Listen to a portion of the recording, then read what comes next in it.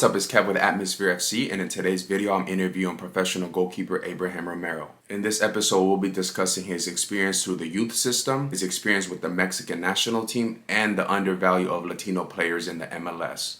What's good, bro? How you feeling? What's up, Kevin? Nice to see you again, man. Thank you for having me. As you know, I want to start a platform where we can speak soccer in America. You know, you're someone that has grown in the system, that has graduated, has been successful in the American system, has gone on to play in the pros, has gone to play in Mexico. You have 2 World Cups under your belt. So your resume unmatched, you know, and I've been lucky to have known you since you were 10 years old. One of the first memories I have about you, bro, your practice was 2 hours before mine at La Piñata. And for some reason, I would always be there 2 hours early, bro. I would run and I would watch your practice, right, as I ran. And one day you come up to me and you're like, hey, man, I'm a goalie and I'm going to start running these miles like you do, but after practice. And I was like, for sure, bro. Like, hell yeah. One day at practice, I see you and you're running. And the funny thing is that you have your gloves on. Bro, that was so long ago. And for me to see you in the pros, for me to see you on TV, it's amazing to see your growth, bro. So I'm happy to have you. Thank you. I actually do remember you being out there real early and just training while I was training. And I was lucky enough to see you and that group of guys that, Rafa had, which I thought was like one of the best club teams I'd ever seen, like growing up. And I idolized you guys as a kid. I wanted to be like you guys as I grew, as I developed, as I got older. That was like the goal. To me, you guys were like a standard that was almost like unreachable. To be able to like sit down and talk to you today, like colleagues, and like I consider you a very good friend of mine. It's kind of mind blowing in a sense. It's great, bro. And it's all because of soccer, bro. Soccer has been the glue that keeps us in touch, man. It's what was dope about seeing your process, bro, is that you're not just a young player, you're a goalie. And to see a goalie just grind, running, you were working with your feet a lot, bro. I always just saw you working, and I was just like, man, that kid has it, you know, that kid might have a chance. And then I go off to college, I come back, bro, you're 6'3". And I'm like, bro, no way, it's over. You know, caught on, and you were like, yeah, man, I'm thinking about, going pro. And I remember I was like, hell yeah, bro, like, good for you to see someone from Pasadena, California, to see, someone younger coming from my club team. I was like, yes, bro. Like, bro, props to you. I want to give you your flowers on a beautiful career that you've had, and you're only 23, and the longevity of a goalie is 20 plus, So I hope to see you in 15 years still balling, bro. So we're gonna talk a little bit about the process, your journey, and hopefully we can give advice to people that are listening, to up and coming players that go on to play pro, and they just need some guidance from people that are in the league, such as yourself. I totally agree, and I don't think I've told you this, but to me, you were an inspiration when I came up, and I think this platform would be fantastic to inspire the younger generation, and then that generation could pick it up and just continue to see growth and see change and just see maturity. Because I do want to leave a legacy, but at the same time, I want the next generation of goalkeepers from Pasadena to be 10, 20, 30 times better than me. So they say, oh yeah, Abraham was good, but he set the path, and that's why I was able to do this, and that's why I'm this much better than him. I want to almost be forgotten because of the next generation being so much better. Well said, my G. Hell yeah, that's what it's about, bro. I'm glad, man. I'm glad I was able to be a positive influence on your career, man. Like, I've stayed close to the game, and I'm a huge fan of the game. So to see you still on the roster, still starting in these World Cups, bro, it's surreal. And it shows you that dreams can come true from Pasadena, California. I didn't reach it, but the next generation, like you, got it, So it's about extending these opportunities and giving out the information that we didn't get, the information that we have absorbed throughout our years, and just passing it on. I feel like we were talking before we started recording that we're first generation doing this. We have no generational wealth. We have no generational anything. So we're figuring it out as we go. I feel like for me, it's very important to document and to record and just to collect all these artifacts to pass down. Because if we can inspire and we can help people avoid some of the mistakes that we made, or we can, speed the process of the development of a young player from Pasadena, then we have won. I totally agree. It's honestly, it's all about the next generation, because I'm still in the game, I'm still playing, but I know there's kids coming from behind that come from similar situations, from similar backgrounds. And I know there's so much talent that's just been untapped from not just Pasadena, but from so many cities all across the country. They just haven't gotten the right opportunity. They just haven't gotten the right support. They haven't gotten the right coaching staff around them. It's honestly a waste of talent, because just the magnitude of how big America is, like the United States of America is, how much talent. If Spain is the size of Texas, or smaller than Texas, imagine how many players we could just get out of the entire country. Yeah, I hear you. Our pool should be so much bigger. Our competition should be so much better just because of how big America is. And yeah, man, let's bring it back to Pasadena, bro, your youth. How fall in love with soccer, but most importantly, how did you fall in love with being a goalkeeper, bro? Because goalkeepers are different. I don't know how to explain it, but as people, as just like lifestyles, goalkeepers are different, and only goalkeepers know what I'm like. If you're a soccer player, you would understand like that goalkeepers are eccentric. We have our own little quirks, to say it nicely. We're a little different than the rest of the team. We're usually alone. We we don't really get any glory in the position, but we're happy without the glory, because we know we're supporting the team in a way that not many can.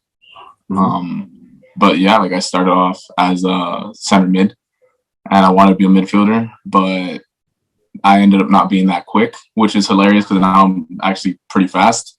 I was just too tall for my age, I guess. I got dropped out with the center back. One day, like, the goalkeeper gets hurt at Villa Park. Legendary. Legendary Villa Park. At a Cinco de Mayo tournament, gets hurt. I guess he like broke his hand or his finger and he couldn't play. So I was the tallest kid, so they just tossed me in goal. I ended up doing well, and they just like, you're going to stay there. It wasn't like really a choice. It was just like, all right. And I really had fun with it. I picked it up, and as I realized that I think in football, you're kind of born with it. I think you're born being good, and you have your people that are born to play football. Yeah. And I think as a goalkeeper, there's a technical aspect behind it that you can get good even if you're not born for it. Okay. And just that slight obsession, kind of that obsessive to be perfect, to perfection, like to perfect every movement as a goalkeeper, it kind of just drove me to become better and better and put hours and hours of work into it. A big responsibility to be a goalkeeper. A lot of people don't understand how mentally tough you have to be a goalkeeper, because one distraction from the fans or something outside of soccer, bro, everything's on you. And not a lot of people can take the criticism and that responsibility of you losing the game after the game. So it's definitely, you have to, like you said, you have to be born with something to just be able to cope with that and develop and thrive through that. Yeah. I like that pressure, though. Personally, I enjoy that pressure. I enjoy that sensation of, if I do mess up, I can ruin everyone else's hard work. But I kind of strive on that. The more, and I like to put more pressure on myself. I like to add on in my own head, like throughout a match, I'll be talking to myself and I'll add more pressure. I'll say, you have 10 balls, you have to hit all 10 perfect, left foot, right foot. If you have 10 shots, you have to catch 8, and you have to parry 2 outside of the 6, and just like little details that I continue to. This stuff is going in your head in the game. Yeah, it's just like it's kind of you get into a mental zone. Yeah. That, like, realistically, like, I've played in stadiums that have 40, 50,000 people, and I don't hear anything at all. It kind of just goes mute. Like, there's games that I can't recall because I was just so immersed in the game, that, like, the first game that I played in my first World Cup against Argentina, we won 2-0. I think I got man of the match, and I don't remember that game at all because I was just so locked in. Yeah. And that's the keeper quirk. Like, we all have our own little things. Like, some people like to distract themselves and not pay attention at all.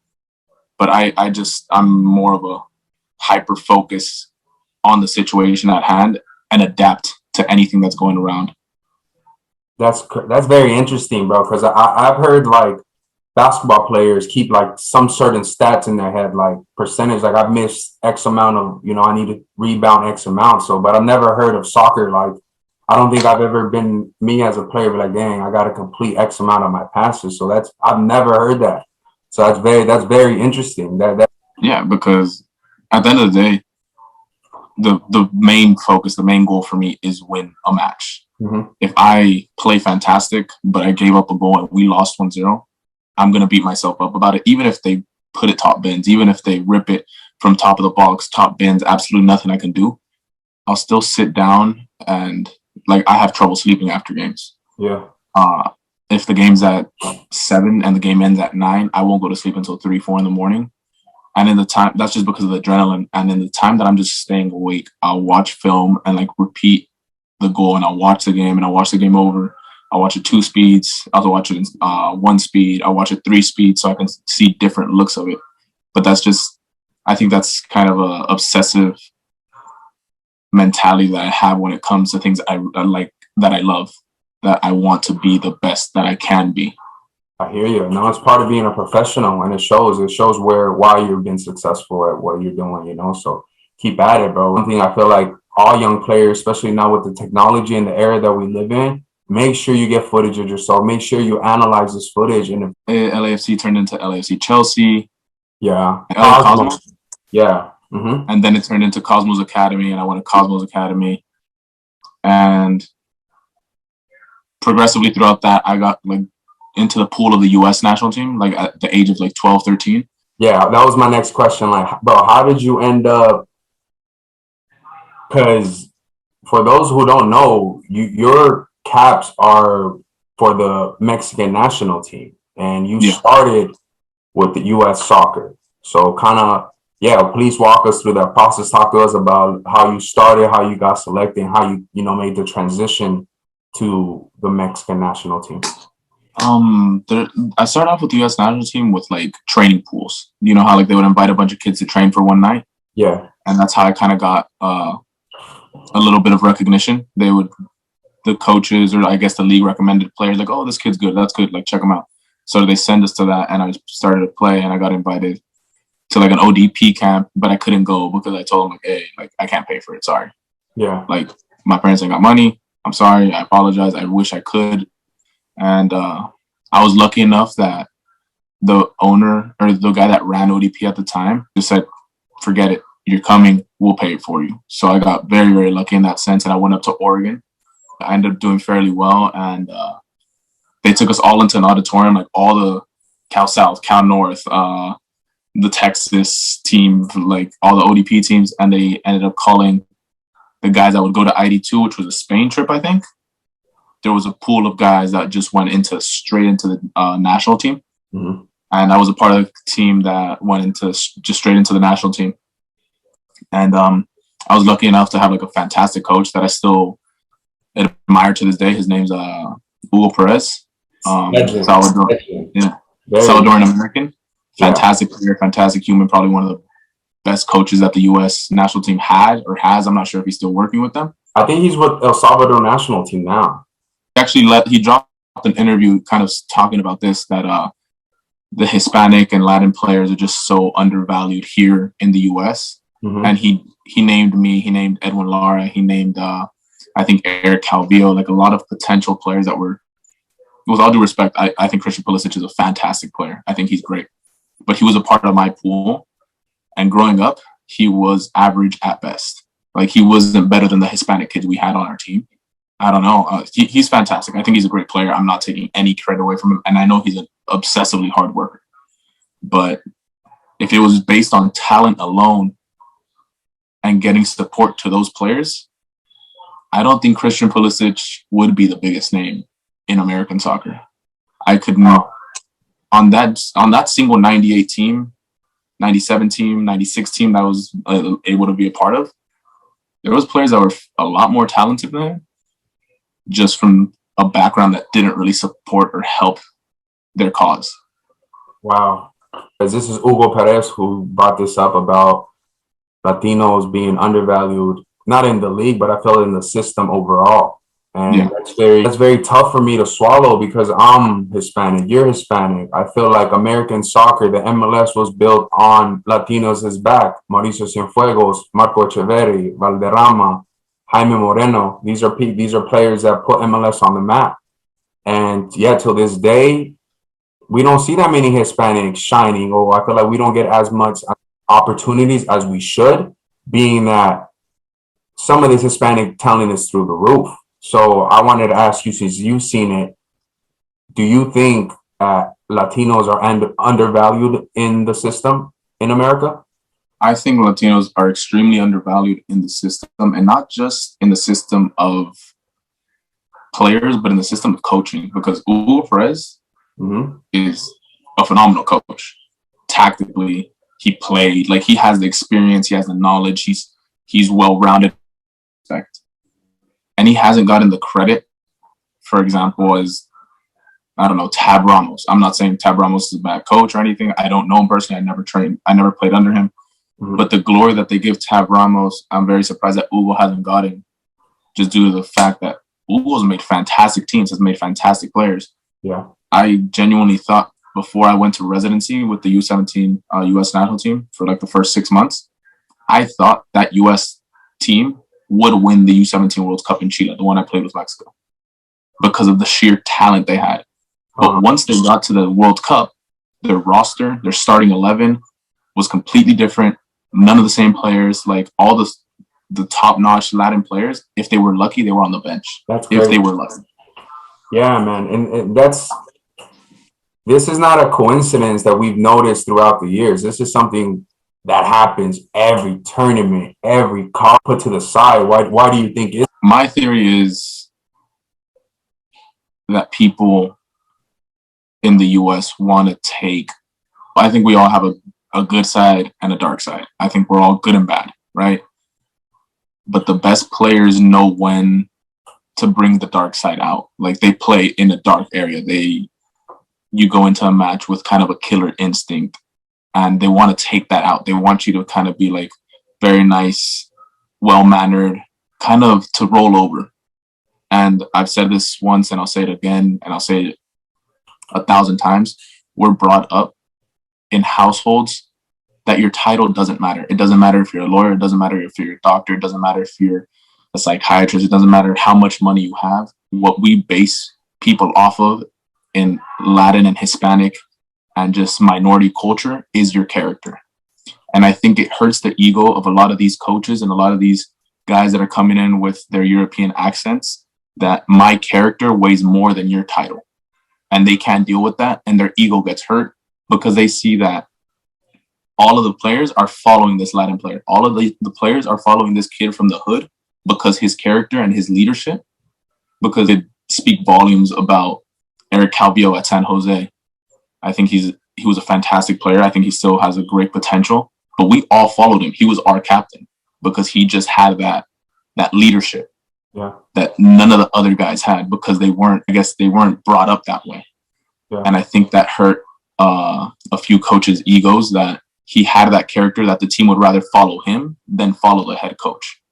And at the end of the day, it's a player's game, not a coach's game. You can't run plays like in football. You can't run plays like in basketball. It is a player's game, and you have to be able to adapt in the match. Piggyback off that, I feel like, I don't know if it's because of marketing reasons or because of, putting people in the stands, that America wants to keep a very straight and cookie cutter player, that if you have like you said, that we heard someone say it the other day, a commentator said it the other day. He's like, about the Latino temperament, and he said something that he actually got fined for, and it was just like, what do you actually mean, and that's the character that people don't appreciate. And back to what you said about the European guys, no disrespect to the European guys, but I feel like a lot of the Europeans come here thinking that they're the new Messiah. They're, God's gift to soccer. And because they have an accent and because they lived in Europe, that they are superior to the knowledge of an American like me and you. So what you're saying, 100% see how it can hurt a man's ego, or it step on somebody's toes and, quote question authority. And I feel like when authority is questioned, coaches, ask themselves and ask like, yo, whose team is it? And I feel like that can cause a lot of friction, a lot of bad morale in the locker room. And it goes down to like, you said Mauricio Sanfuegos earlier that like the league was built on his back. I don't think a lot of people know this, but Mauricio, he was basically promised that he would have a job for the rest of his life if he wanted it with Galaxy. Mm-hmm. Like basically a life contract. Mm-hmm. And as a player myself, like kind of just went towards Mauricio for advice. I went for, and everyone did. The academy kids, the Galaxy 2 kids, some of the guys on the first team, like they kind of just go, and like he has this sense of character of like trustworthiness that like you can go and speak to him like person to person, man to man, and he'll tell you you're doing this wrong, you can do this. And like they were trying to fire him at Galaxy while I was there because they saw all the players go towards him. All the players respected him. And I can't say that all the players respect everyone on the director board, or the coaches that they had. I feel like respect is earned, not given, and they want us to give them respect without earning it first. Yeah. To talk about Mauricio Cienfuegos, who to me, he's my idol, bro. I saw him play at the Rose 196, and that jersey, I was like, I have to be, that's what I want to be. So think about it. For him to be not just a Galaxy original, but an MLS founding father, and for him not to have a coaching staff role for the Galaxy, like a major one, is shocking. Like, this guy has won rings. This guy is a El Salvador international superstar. How hasn't he got a shot? Why has Bruce Arena been back 2 times? And why can't we just give somebody a color a try, someone that knows it? And it makes you wonder what's on the MLS agenda. What's behind these decisions of not really giving the props to the Hispanic player, the Hispanic coach. And that's something, we're going to do some more digging bits, because it's something that I've spoken to players, you brought up, and I keep hearing the same thing.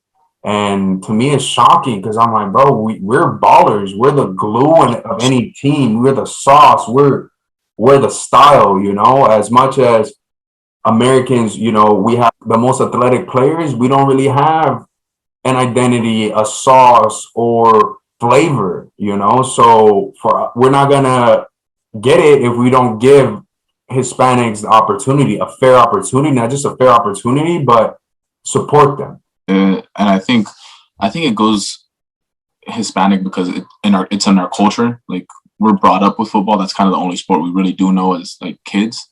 Mm-hmm. But it goes over to like any other minority, like Black people, Asian people. Like, when was the last time we saw an Asian on the U.S. national team? But he was born here. He's American.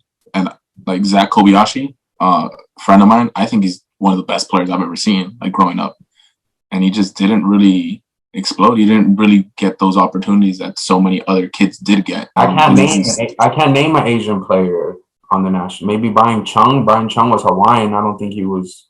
We are seeing a little bit more African Americans on the team, but I feel those are those are people that are going to run up and down. Those are the players that are going to just win. That are soccer players, are going to be dogs, are going to get it, so I can see how they fit the American system, but it can't just be athletic people. It can't just be direct all the time. It has to, as much as we try to build out the back, as much as we will put passes together, there's not that one creative player, that Clint Dempsey, that maybe Christian Pulisic now, that we need 4 or 5 of those in each team, not just 1 or 2. I think that's where the line problem is. We have Christian Pulisic that I still think he's a fantastic player. I think he's an amazing soccer player, but it can't just be him, because what happens if one day he's hurt? What if he gets hurt in the first game of the next World Cup and we don't have him? Yeah. Who are you going to rely on? Yeah. I don't think anyone can name any other football player on the U.S. national team that isn't in Europe. I want someone to name the roster that's here in the MLS. I can't. I don't think I could do it. No one could do it because we don't give them the importance that they deserve. You're still a part of the national team. You're still a great footballer. But we're just not developing, I think, the right guys for the job. Mm-hmm. I think we're developing athletes because the U.S. is, just look at the Olympics, we're the most athletic country in the world. Mm-hmm. but we need more Christians. We need more. I think Weston McKennie's a great player. Also was lucky enough to play with him. Great kid. I remember Luca De La Torre that was at Fulham when he was like 16, and he was probably, in my opinion, far better than any, technically far better than any player that's on the U23 Olympic team right now.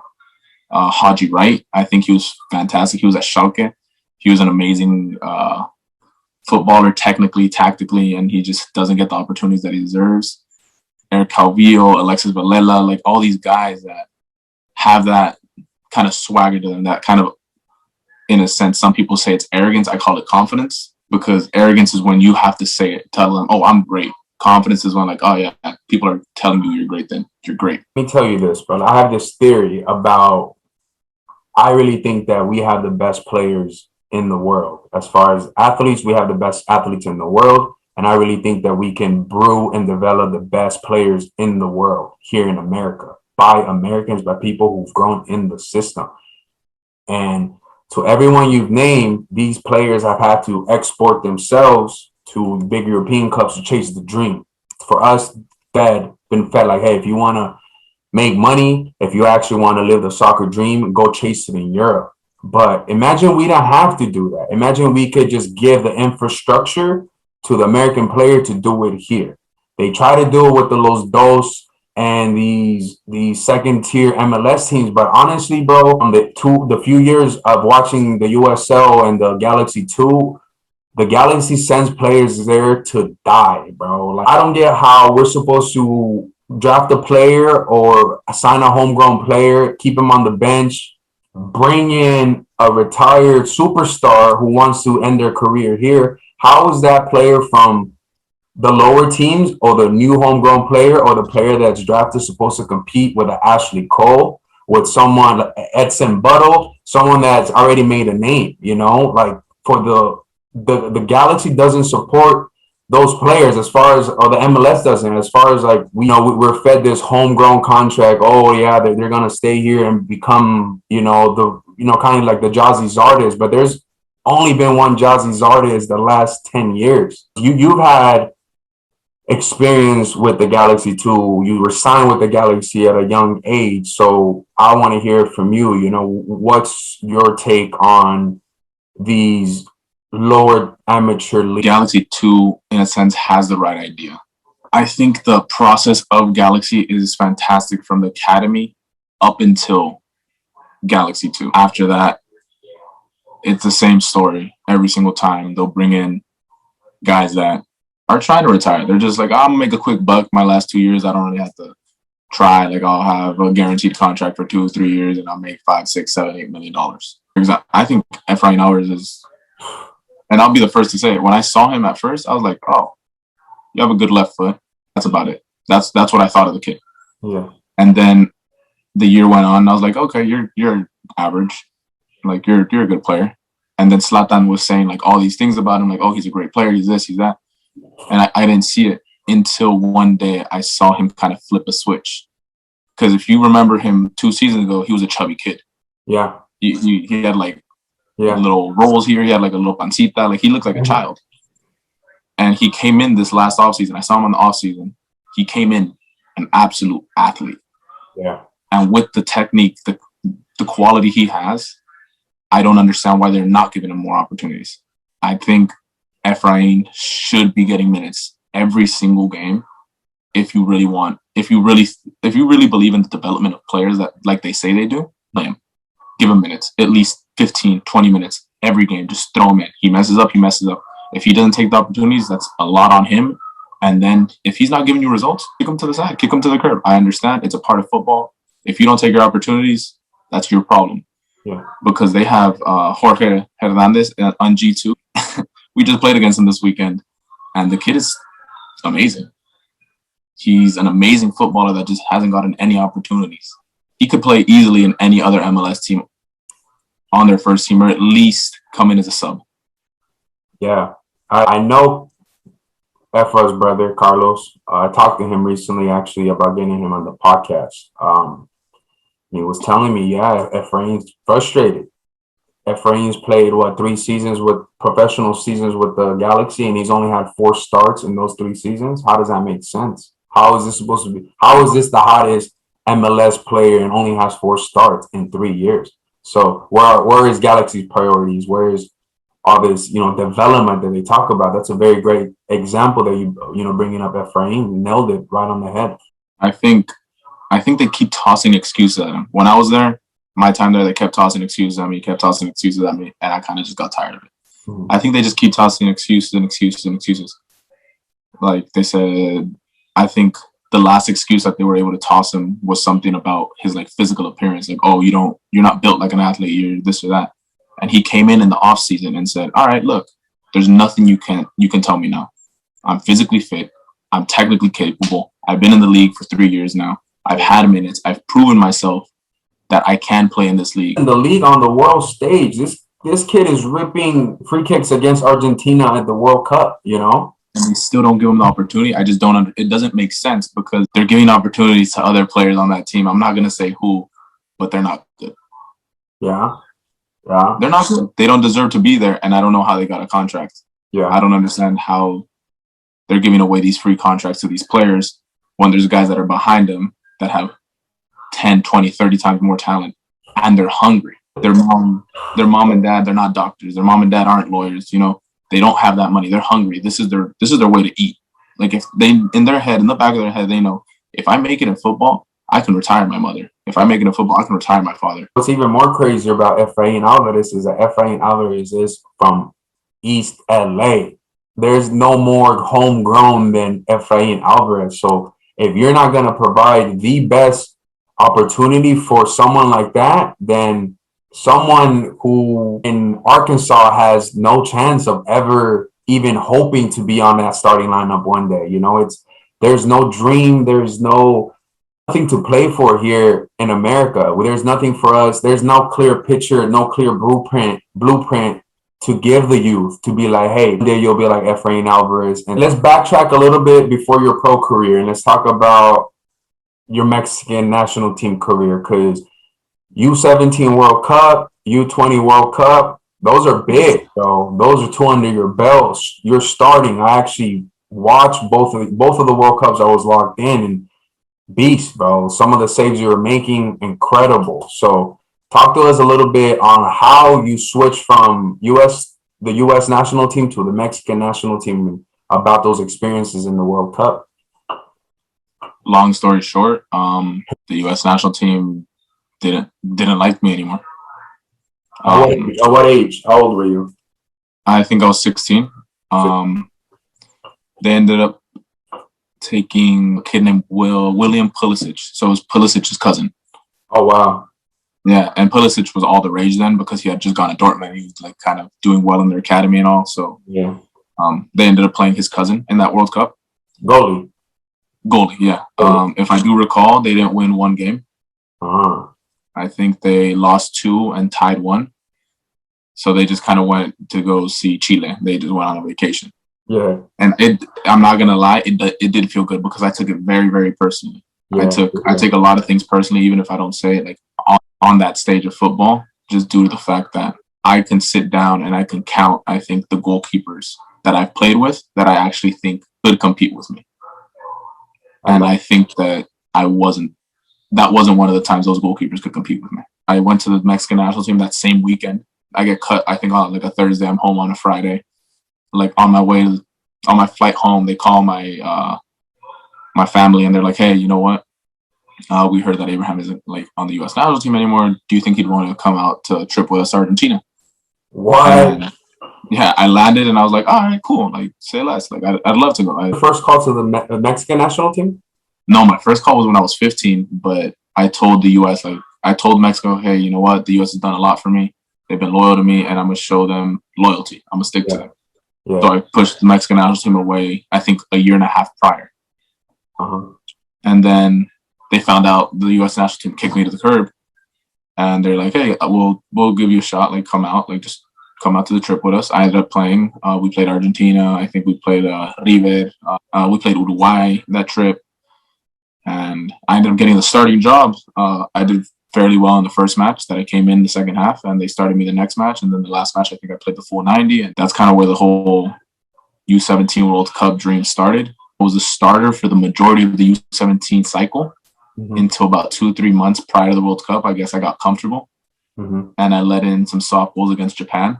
And the coach told me, like, hey, that's not going to fly with me. You got to either you pick it up or I will sit you on the bench. That's crazy. And, who was your coach there? Mario Arteaga. Fantastic coach. Great human. Probably one of the best coaches I've had. But I was able to like work it out and like just push myself to like get the starting job again, because he told us all three of you are starting from zero. All three of you are at the same level. Abraham, it doesn't matter that you played the entire cycle and you've had the majority of the games. If not, I think like 80-90% of the games were under my belt. The other guys hadn't played. He said, if you don't pick it up, you're on the bench. And I ended up getting the starting job, started against Argentina, did fairly well, got to the semifinal. We lost to Nigeria in the semifinal. Nigeria won it that year. Nigeria did win it that year. Both World Cups, I've lost to the champion. Man, you think, yeah, wow. Which one hurt more? The U17 World Cup hurt more. Why?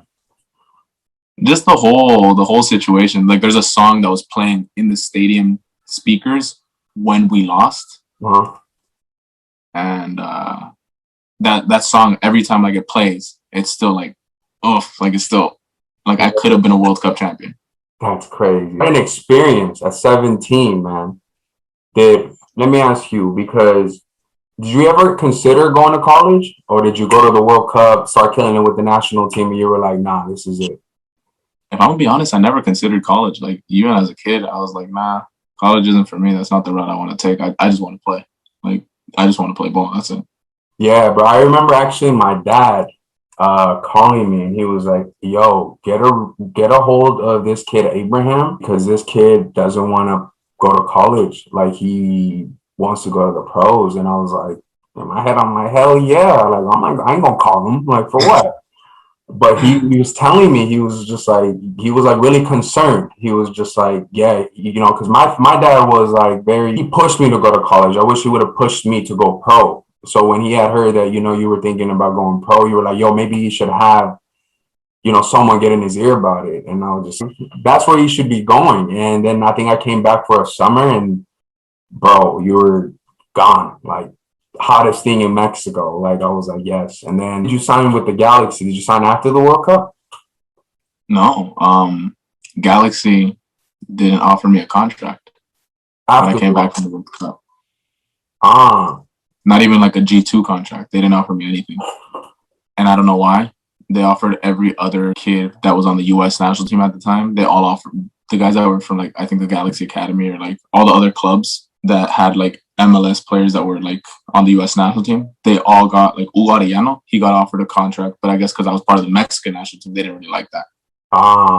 Again, it's 2021, and we still have to deal with these conditions, these racism and prejudice, and I don't even want to say favoritism, because I don't think it's favoritism. I think in a lot of these systems behind closed doors, the racism is blatant, I think it's funny because all those U.S. national team players, they didn't make it out of the group.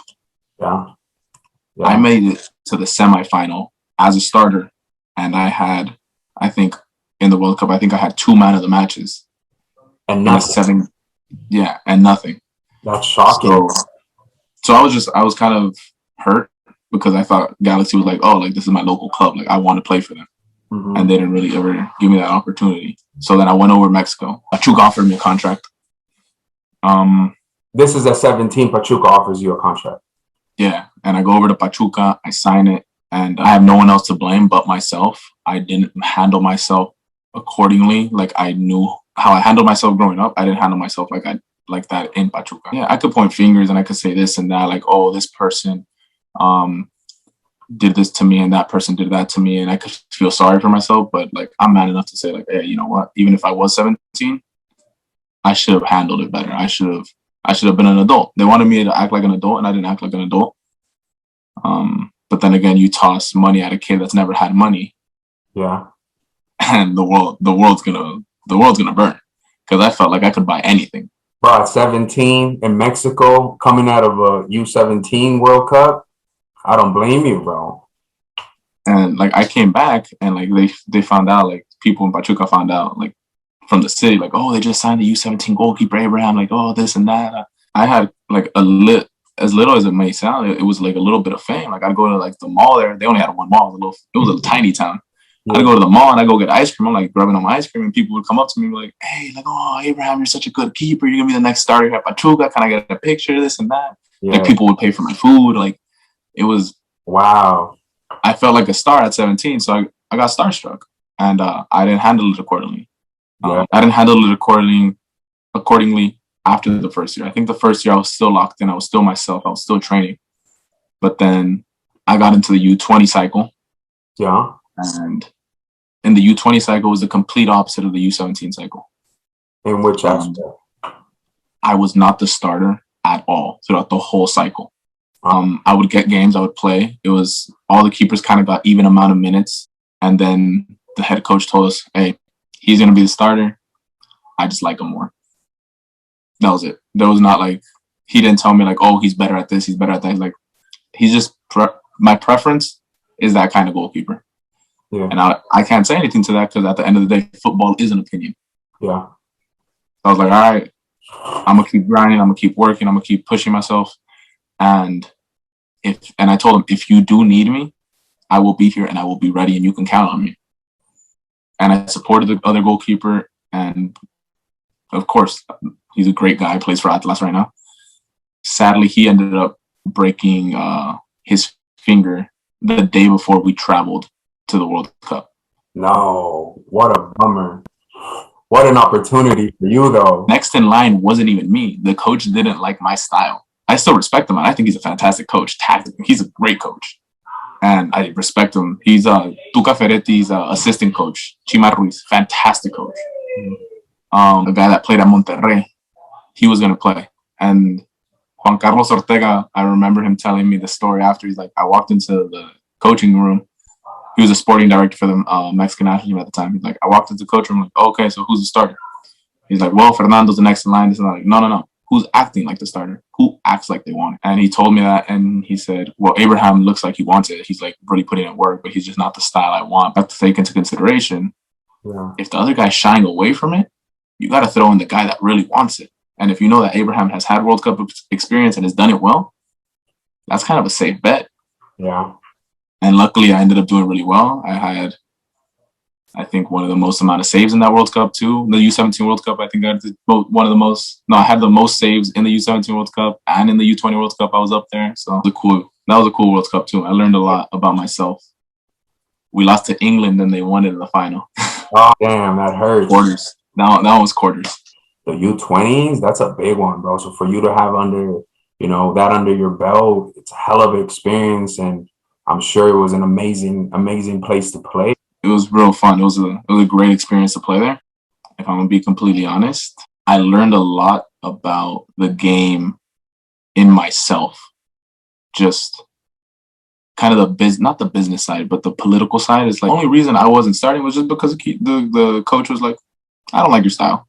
I hear you. And having to just put your head down and work and trust that your work will pay off. If not today and not tomorrow, it will pay off down the line. I went to a Club World Cup with Pachuca. I think later that year, we lost to Gremio in the semifinal, and then Gremio lost to Real Madrid in the final. So I was able to do that as well. That same year. So that was the third Champions League Real Madrid had won in a row. Wow. And or second in a row. I can't recall, but I ended up playing a Club World Cup with Pachuca. I didn't get any minutes, but I was 19 at the time, I think. Yeah. 19, 20 maybe. I don't think I turned because I was in 98. I was a year behind. I was 19 when I was able to go to the Club World Cup. Let's look at your career at 20 and my career at 20. Bro, your career at 20, you had a U17 World Cup, a U20 World Cup, and the Club World Cup. So a Club World Cup with Pachuca, right? Yeah. Me at 20, I had 2 seasons at Boston College D1. Like, that my experience compares nothing to yours, as far as development, as far as experience. So when you look at the bigger picture, your decision to skip college and play and go straight to the pro, way better decision for your development, for your career. So compare that just to show viewers that one side can compare to the other. Like our priority is to play college soccer. That's our number one priority, our number one priority should be to play in the pros. Look at you, bro. You've had a stellar career. You're only 23. You haven't even started. You would be done with college just now. So it gives you a clear perspective on what our priorities should be if we want to elevate the American players here in the system. Talking about me just finishing college, I'm just going to give you, I'm going to let you know this just so you put it into perspective of how messed up the system is. Uh-huh. I have 3 World Cups under my belt. I have over 210 international matches. I have played I've been to 49 countries. I've played against multiple different styles of play. I've played in stadiums filled with 50, 60,000 people. But my time at Galaxy, they would bring in a college kid and they would treat him as if he were more important or had more experience than I did. Bro, that's shocking. That makes me angry, bro. You played against Notre Dame. I played against Germany. Yeah. It's not the same thing, but they don't give the merit. They didn't give me the respect or the recognition of hey, you know what? This is a seasoned goalkeeper at the age of 21 that I got there. Yeah. Let's give him an opportunity. Let's expose him. Let's play him on the first team. They're just nah. Let's play this guy that just came from Cal Berkeley. It's nuts, bro. There's no, like I said, bro, there's no perfect blueprint for an American player to follow because it's about who you know. It's a chance. It's all of that has to come together for you to actually get an opportunity to just get a start. And there's so many people just like me and you, bro. You've obviously, your experience is through the roof over mine, but the system has failed us both. It's still failing us. And I don't see the system changing anytime soon because I feel like the people up top are comfortable. Whoever is at the federation, Develop Academy scrapped last year. We don't have nothing now as far as how do we select talent? How do we pick talent? How do we recruit talent? And we have the college system. We're not going to find our world-class talent in the college system. And we're not making any efforts to develop our talent here. So our system is in shambles. And, this conversation we've gone back and forth on, it's not just in the amateur, it's not just in the youth, but it's also in the pros. Yeah. And I think it goes back to I don't know, just take it back to Evra. He showed that he could do it at the world stage and he could come up big. He showed that he can hang with guys. He's playing against guys that in Argentina, those guys are already playing Libertadores. Yeah. Libertadores is a cutthroat league. It's a cutthroat tournament. They're not about this fair play, this and that. No, they're going to chop you in half if they have to win. Here in the MLS, there's no one with that kind of mentality. That's all right, if it's the saying in Spanish, si lloran en mi casa o en la tuya, mejor que lloren en la tuya. Mm-hmm. Cutthroat, they're killers. And Efra showed he can play there, he can ball there. Why not give him the opportunities I think he really deserves since he started showing? There's no reason, there's not one excuse I can think of that they shouldn't be playing him. Not only he's shown everything, but he's gotten a Ibrahimovic stamp of approval. That guy talks for Zlatan and Zlatan only, and then for Efrain. And we're still not having this guy in the starting lineup. It's nuts. Hopefully this season he gets more playing time, bro, because you think about it, Chicharito's a Mexican international. Dos Santos is a Mexican international. So why not throw another Mexican international right there that can play literally anywhere in the middle top? I feel like they've tried him out in a lot of places, but they haven't gave him a spot to just do bro, for a few games. I feel like they have to let him adjust. He clearly can play. The commentators go crazy every time he touches the ball. So he's definitely someone that I'm going to keep covering and following because he deserves everything. And if he's not getting the opportunities that every American deserves, well, then no one's going to get these opportunities. No one is going to get these chances. If he doesn't deserve it, then who does? Exactly. And bro, the MLS, as much as I love this league, I hate that it's a retired league, bro. That we rather the people and no disrespect to these legends. and come here, make a few mil, give their family the American experience, and then have a day at the park, at the Galaxy or wherever they play. And how are you going to meet the hunger of an 18-year-old that has nothing? How do you have that? How do you even have that in the same environment? How do you have how does that dynamic work in a locker room? I remember Zlatan came into the locker room once, and his watch that he was wearing could have bought 4 of my cars just for watching. Yo, man. And you know what? No disrespect to Zlatan, bro. I love him. World soccer icon.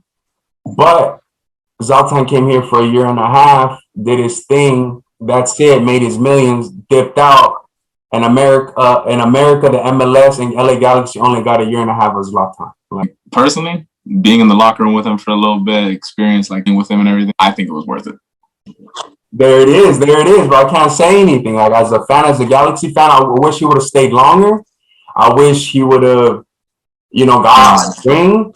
Like, no, like everyone knows he's great. Yeah. Everyone knows he's great. Like, there's no arguing he's great. But you don't realize how amazing he is, how fantastic of a footballer he is, like how dominant, until you see him every day completely embarrass people. And everyone says, like, oh, Zlatan's such a bad guy. He's mean to his teammates. No, here in the U.S., he seems mean to his teammates because here everything's considered bullying. His mentality is, this is my standard, and I'm not going to drop down to your standard so you feel better about yourself. He stays here and he says, you come up to me. Like, man, I'm the bar and you try to reach. What an experience to play with a world great, bro. Let's talk about your Pachuca experience. How was the level? What's the difference between the culture between in Mexico and here in the U.S.? And who are some of the players that, helped you and who you looked up to in the Pachuca squad? The person that I actually had for a cool minute was El Conejo Perez. Wow. Yo, he just won. He just with Cruz Azul. He just won. He's the goalkeeper coach. Your mentor at Pachuca was Conejo Perez. Yeah. I think that was the only guy that I could really consider like my mentor. Yeah. In the sense while I was at Pachuca, because I think he wasn't really a mentor in the sense that he'd like, oh, like do this, do that. He would give me advice here and there, but I genuinely just think he was a good guy. He is a good guy. I still sometimes I send him a message like, hey, like how you doing, old man? Like, hope all's well. Like he'll hit me back and all. So I think he's a great guy. I also Chucky Lozano, I was able to play with him. Oh wow. Where? At Pachuca? At Pachuca. Well, he was still at Pachuca. That was my first year there. My first year there was his last year there. Wait, Chucky Lozano was in your squad that year you were there? Before he left to PSB. That's sick, bro. You saw that? Yeah, like that guy is unreal. No, yeah, he's amazing. I also got to play with Eric Gutierrez, the guy that's at PSV now. I got to play with Pizarro, that guy that's at Inter Miami, I think. Long hair? Yeah. He's nice, bro. He's him and the Higuain brothers are nice at that team. I don't know. They haven't got it down yet, but they have a good squad. Eric, super humble, great dude.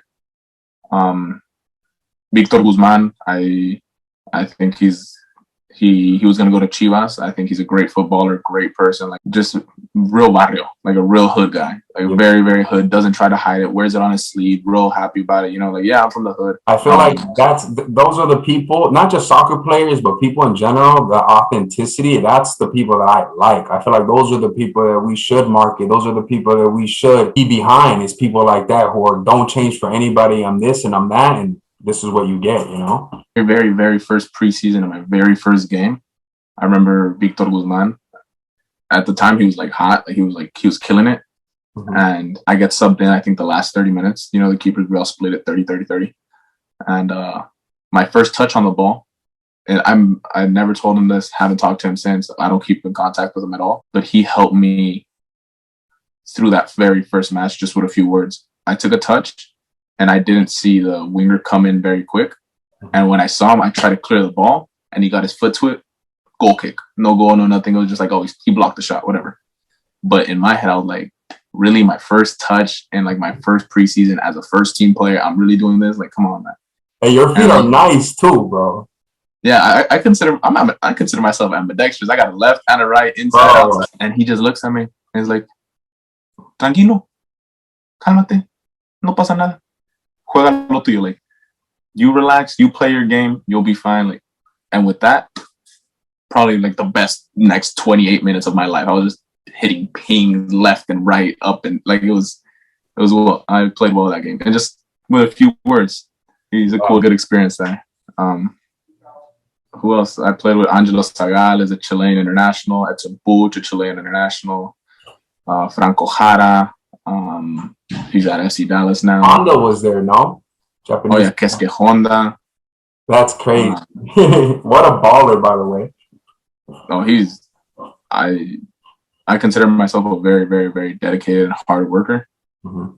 But I don't think I'd ever seen someone as freakishly dedicated as that man.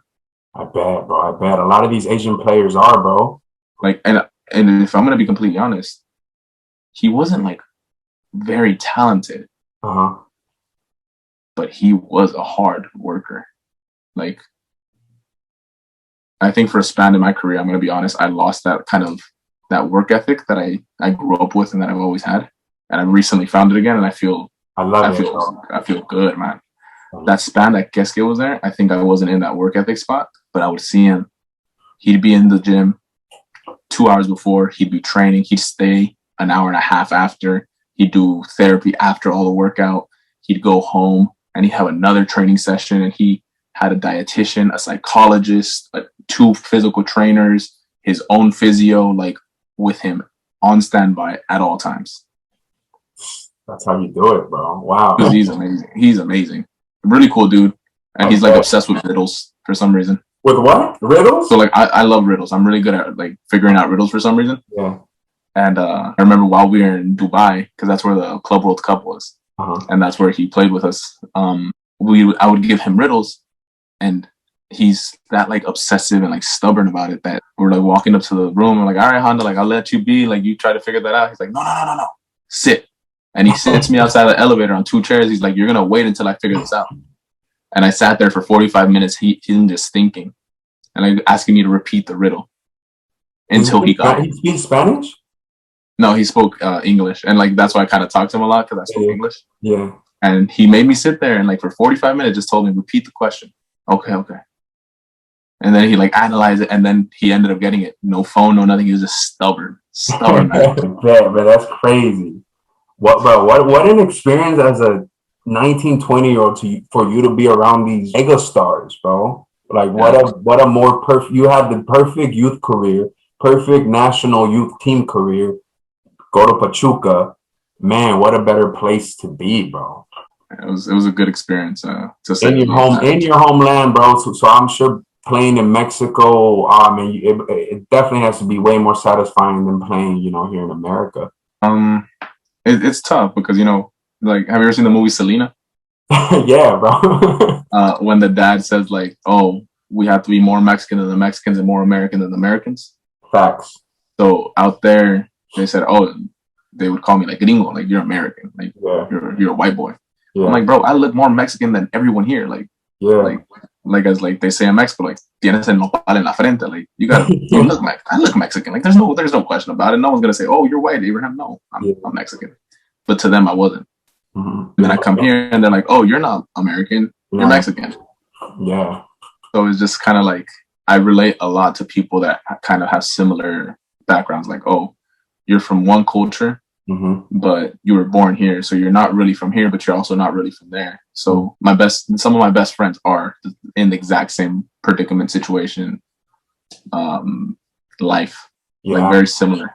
No, I've had to deal with identity stuff too, because as you see it, bro, I'm Salvadorian as hell, bro. Like I don't get more Salvadorian than me, but my people don't accept me. I'm taller, I'm Asian looking, so I don't get enough credit for being Salvadorian. And then I go somewhere like Boston College, nopal en la frente, bro. But then I'm not American, so I've had to like balance and kind of just find myself. But I feel it only makes us a more well-rounded person. I can blend in anywhere, and just because I've had to adjust, I feel like now you can't put me anywhere where I don't know who I am, and I'm gonna let you know that I know who I am, without hiding it. Yeah, and I think that I was able to learn that pretty quickly. that I'm kind of unapologetic about who I am, and I'm just happy with it, you know? Nah, and that's the way to live, bro. I feel like as the older I get, the more that I live for myself, the better my life is. I don't have to consider people's feelings to actually feel good about myself. Sometimes you have to be self-interested and just consider yourself. And if that offends you, then I'm sorry, you keep it pushing, you know? Yeah, like I just think everyone gets offended with something that you do, so might as well just do what you want to do and be happy instead of trying to please everyone. Yeah. You know? We really don't have a skeleton as far as like youth, amateur, college to the pros. We have these leagues. We have so many leagues. We have the MLS and then, the USL, USL2, NISA, NPSL. But what's shocking to me, bro, that none of these leagues are together, like connected, and none of them can get promoted and none of them can get demoted. So I'm thinking like as a player, as a coach, you don't really have anything to play for us aside of just winning at the end of the year. And I feel like there has to be accountability for success if we're gonna raise the level of playing, because there is hella talent in these leagues, but the conditions are terrible. The play instruction is horrible, and the pay I hear is bad. And there's a lot of stuff that takes away from being a soccer player. So can you please give us a little bit about, experience in the USL Championship League? One, I think it is actually it's a pretty competitive league. I'm not gonna lie. When I came in from Mexico, I came out here and I came in with a little bit of a like I'm 10 times more technical than all the guys here, and I still abide by that. I still think I'm more technical than half the league. I ain't gonna lie. As a goalkeeper, they gotta know that you nice with the feet. I consider myself very technical, and I still think I am like probably up there in like just technical abilities along the whole team, not just like goalkeepers. Yeah. But I didn't realize how much of a physical league and how much like physical specimens there are in this league. Yeah. The first game I played, I remember I tried to come for a cross and I just get ran through. Like I come for the cross, I catch it, but I get ran through, like cracked, like no foul, no nothing. I hold onto the ball, but I just remember feeling like my sidearm was like, oh, like that's tough. Welcome to the NFL, huh? Yeah, I was like, man, these are some big boys. And I'm very obsessive with my. I don't want to have any weakness per se. Yeah. So I came in weighing 6'3", 173. Damn, you're thin, bro. Yeah, I was thin. Now I am 6'3", 200 pounds. 25 pounds of muscle. Yeah. So in the last 3 years, I've put on like 25 pounds of muscle, but to progress and get bigger so I could hold my own against these big guys. It was like one of the shockers that I had in this league. Tradition and culture starts in these leagues. If you look at Manchester United, if you look at the Liverpools, these are blue collar teams that started, that have a 200-year tradition, but they started with miners, people that worked at factories that, eventually went on and played soccer and then grew into this big super club. So if you look at these USL teams and USL communities, you guys, Hartford, Galaxy 2, Atlanta 2, they have the followings, they have the stadiums, they have everything that they need to compete for a chance in the MLS. So why can't we give the people who win a promotion and the people that are shitty in the MLS, demote them so we can have something to play for, because like you said, there is talent, there is potential. This is an athletic league. So I feel like if we support these blue collar players and we give them something and that's supporting these communities, I feel like, we're going to start seeing a different turnaround rate of players going into the MLS. Yeah, for sure. And the honest truth, I see a bunch of USL teams. I think Phoenix Rising could be the majority of the MLS teams. Really? Yeah, I think Phoenix Rising the last 2 years prior to this one, they had a rough start. It could easily end up mid-table, you think? Nah, above mid-table. Stop in the MLS. In the MLS, there's some good, like Vaquero's good, Asante's good, and they just don't get recognition. Like I think those two center backs, these two big white dudes that they have, technical, strong, fast. Like I don't know why they're not in the MLS. Like that team is basically an MLS team. Yeah. It's ran well. coaching staff, fantastic, great people. There's no coverage on these players. There's nothing that gives these players a light. There's nothing. This is what I hope to change with this platform, bro, because I know there's diamonds in these leagues. People like you, people like these guys you're describing that, yo, this is where the answers for us being sorry at soccer are. They're here in America. There's no secret. There's no foreigner that's going to come. We can bring Real Madrid here, but we have our own problems to fix. So we do that till we look in the face, till we start taking care of players in the system. We're not gonna grow. Yeah, man, this is definitely, you can see it. Like your team, bro, you guys have Michael Orozco, U.S. veteran. So it must be a good level. A fantastic player. I think Michael's amazing. I think Rob Kieran, the center back that we have here, is fantastic. I know we have a bunch of little young kids that are like 18, 19 that have a lot of talent. We just signed this guy. Obviously, he hasn't been here very long, so maybe I'm jumping the gun, but I think he's fantastic. It's Davion Flanagan, and I think he's amazing. Great player, great dude. There's just so much untapped talent here. Like center forward for Phoenix. How many center forwards in the MLS score 16 goals in 17 games? Not many, bro. Not many. There's very few, but he's killing it here, and this is a decent league. It's not as bad as everyone thinks it is. And I don't even think people think that it's bad. It just has no coverage at all, bro. Like if you watch our games, the camera angles are terrible.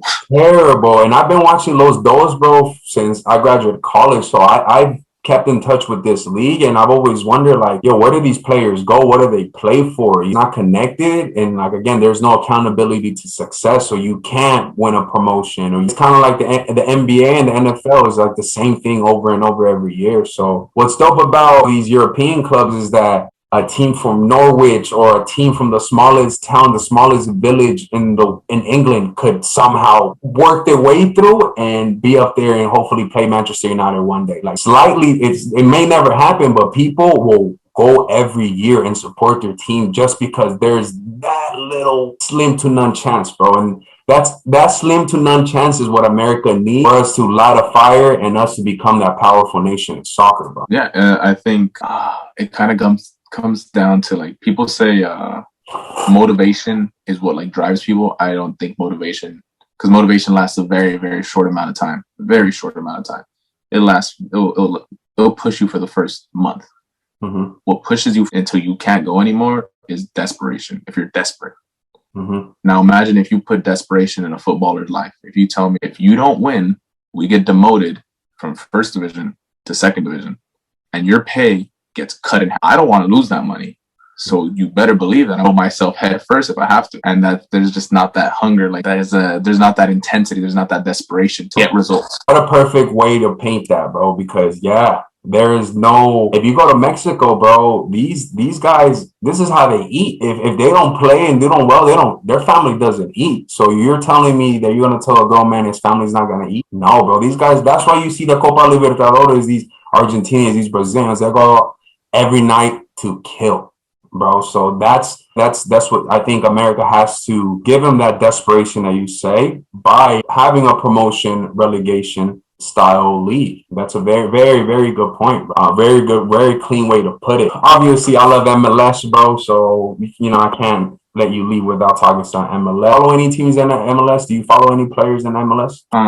I follow like the Galaxy because I have friends that play there. I follow like San Jose because I have a buddy that plays there. I used to follow FC Dallas because the goalkeeper there, it was Jesse Gonzalez, and like he played on the national team Mexico, and I was like, oh, he's pretty good, so I follow them. Like, to tell you I have a team in MLS, I couldn't say. Nah, I hear you, bro. And I'm asking every guest, and I'm keeping track of how many people watch MLS and how many people don't. And so far, bro, I'm like 0 for 6. No one really watches MLS. And it goes to show you that people that enjoy the sport, like me and you that know the sport, we're not wasting our time watching MLS. Like, there's so much more soccer to be watched that I feel like we watch MLS just because of respect of the game. It's not because of the product they're putting out or because of the league that, the quality soccer they're putting out. I've been able to watch very, very good football live and in person my entire life.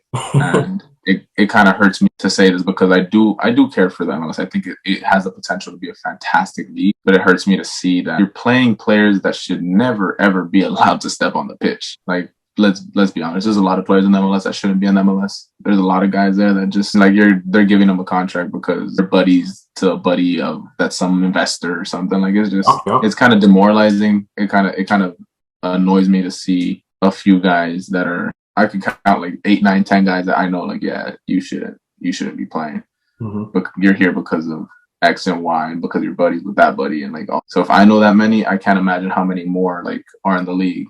Like there was something about like Josie Altidore getting fined recently because of him saying like, oh, this isn't the Bradley Martin show or something. But like we all kind of know it is because it's his dad, you know, Bob Martin or something, right? And Josie Altidore also ripped Taylor Twellman. He said, because national team loses, we hear Alexi Lalas and Taylor Twellman just talk, rip us. We don't play for nothing. We blah, blah, blah. There's no heart. And they just rip us. But they never give us any constructive criticism on like, what is culture? How do we fix this? And they just, you guys are places. Like when I hear Alexi Lalas talk and these guys talk, like if I'm going to be honest, you also have to like listen where the message is coming from. Yeah. If you really look back at Alexi Lalas, he was a donkey. Boo boo. He had no touch. He had no class. He was a fan favorite because he had crazy hair and people but a footballer, like if I'd be surprised if the man could juggle. I'd be surprised if he could hit a ping with both feet. I'd be surprised if he knew how to curl a ball with the outside of both feet. Like he wasn't a good player. I feel like people forget that these guys weren't good. They weren't. I also like the Stephen A. Smith for all the other sports is like a lot of unqualified people sit in these seats and get this platform to just bash and talk out the ass without being qualified or without being put in the shoes of an athlete, you know, to just judge him and criticize him, bro. Like, I feel like that aspect needs to change, bro. I don't want to be one of those people. That's why I want to, you know, talk to people and just tell them how I feel about something and let them know, like, hey, we're here, you know, for a common goal and not to criticize. And because I talk shit on Twitter all the time, bro. And we've been so sorry at soccer that I got tired of talking shit on Twitter that I had to start a whole podcast to try to find change, my boy. Like, it's crazy, bro. It's crazy. I think that's perfect. The perfect way to put it. Like, it's a bunch of unqualified people just talking trash. That's it. And it's not just the media, bro. It's also a lot of these coaches. Let's be real. A lot of these coaches, college coaches, a lot of these club coaches that are in the league, they've been in the league, bro, since the 80s. So you can't build a powerful college program or promising talent at a program that has had the same mentality and same philosophy for the last 25 years. How can a young player win in an atmosphere like that? And it's unrealistic, you know? So we definitely got a lot to work. You know, I believe that the MLS could be a good league, like you said. I definitely agree with you, but it's definitely frustrating. I'm angry, bro, because it just feels like we've been working towards a false promise the last 25 years and we're still stubborn and we're not going to change anything for the next generation. And we're going to keep looking at ourselves on like at the end of every 4 years, like, yo, why aren't we good at soccer? Why aren't we good at soccer? And realistically, where do you think U.S. soccer is going to be in the next 2 to 3 years? We have the World Cup coming up next year. So obviously we got to qualify to that. Do you see us being a powerful, dominant nation in the sport of soccer? Not this World Cup, but next World Cup. Not 2022, 2026. A lot would have to change. And I'm very hopeful that the U.S. becomes good because I think as a Mexican international that I've been, and hopefully I am in the future, it's getting kind of boring just beating these guys. And like, no, it is.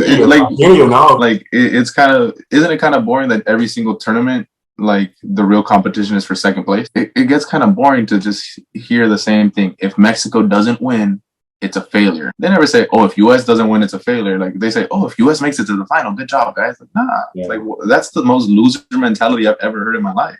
The bar is so low for us. That's what it is, bro. Like that we have to get out of the group and say, yes, we did it. And for me and you that love the game and understand this game, we realize how far behind we are. So there's no reason for us to celebrate anything but a W. It's just, it's kind of hard to understand. Like, why would you be okay with just getting to the final? Like, why? Like, especially being America. America is number one at everything, bro. Politics, business, every sport. So for us to be not good at the simple sport is laughable and appalling. And we're all in this because of greed, bro. Because we want to sell soccer, we want to sell seats, and we don't want to prioritize winning. That's why we're realistically in this shithole of a place in soccer, bro, because speed is number one.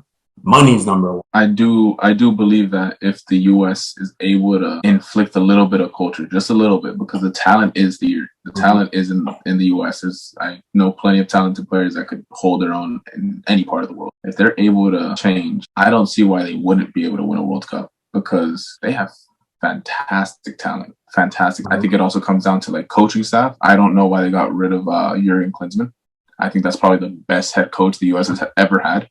But they got rid of him, and they got rid of him and brought in Bruce Arena. Respect to Bruce Arena, he's won championships and all, but does everyone forget that he was a lacrosse coach? Like, he coached lacrosse. He never played soccer personally. He was honestly, but I did not know that. He was a lacrosse coach. Coached lacrosse girls in college. To give him his respect, though, he has been the most successful American 100%. in a while. So he's a winner. He's a winner. He is. But also at the same time, it's just like, damn, that's our number one goal. And I know plenty of coaches that could beef. Give them a first team. Give them any first team. I know coaches from like my city that I grew up with that could probably do better than half the coaches in MLS. Man, I hear you. My to-do list, bro. If there's something I'm gonna do is get all my A licenses. Maybe try to go to coach at a D1 or something. But I wanna actually get into one of these positions and actually coach, bro. And if that doesn't happen, cool. I'll be an agent. And if eventually everything goes well, bro, I want to have my own fucking team. And that's how big I'm thinking. Like, to a point where I'm thinking, I'm like, you know what? Like, I've conquered a lot of, and I've been successful with zero money in my pocket.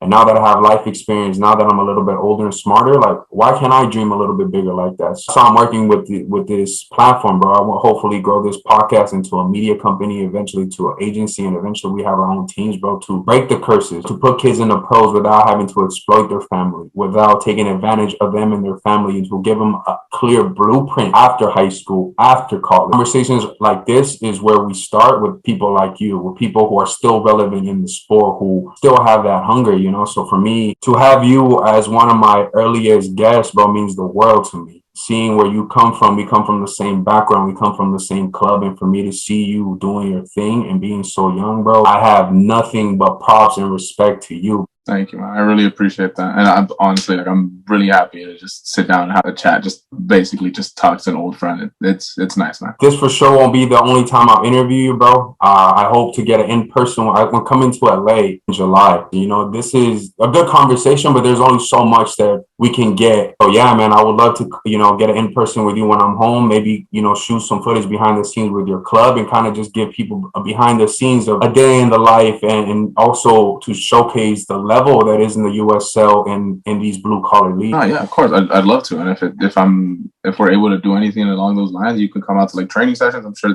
Orange County, great people, honestly, great people here. They're trying to do the things right. Maybe they haven't gotten them right yet, but you can see the effort. You can see them putting the right foot forward, like really just taking it and just they can like trying to make everything as professional and as realistic to a professional environment, like overseas, like in Mexico. I see the effort that they're putting forward. And I hear you, man. And yeah, before we leave, bro, what are your realistic goals? What do you want to accomplish in your career in the next year? Just, you know, give us something out there, manifest it. You have accomplished so much in your career and you're still only 23. What's something that you still got to work for? Oh, easy. Champions League, World Cup. Love it. All right, bro, let me stop you there, bro, because I thought you were gonna give me like a textbook answer, like, you know, finish the season strong, but you gave me Champions League, bro. Wow, bro, fuck yeah, I love that your mentality is there, and yes, bro, that's what I want for you. So hell yeah, I'm glad your mind is there, bro. I don't see why not. Like, Christian did it, and Weston McKennie did it, and I played with these guys growing up, and I know what I have to offer. I know how good I really am. That I haven't gotten the right opportunities and been in the right places at the right time. I haven't. But I hope everyone knows that when I get that opportunity and when I am in that spot and I do make it and I make it to the top, I'm not coming back down unless I want to. Fuck yeah, bro. Preach. And I believe that, bro. And it is chingon, bro. You know that you know you got it, bro. So I'm cheering for you. Pasadena's cheering for you, bro. The soccer world's cheering for you, my brother. So I know without a doubt you're going to get your opportunity. I know you're going to take advantage of it. And I will. And I hope the opportunity presents itself a little sooner than later because patience is difficult. But God willing, I will have another interview, but this time I'll fly you out to wherever I'm playing in Europe, and My dog. hopefully it'll be after Champions League. Man, bro, you throw it out there, bro. I'm a firm believer in the universe, and full circle, bro, is gonna happen, my G, and I can't wait. Thank you for your time, bro. We're gonna close it out. I think we covered a lot, bro. Abraham Romero, Pasadena legend, Pachuca legend, Mexican international. Peace.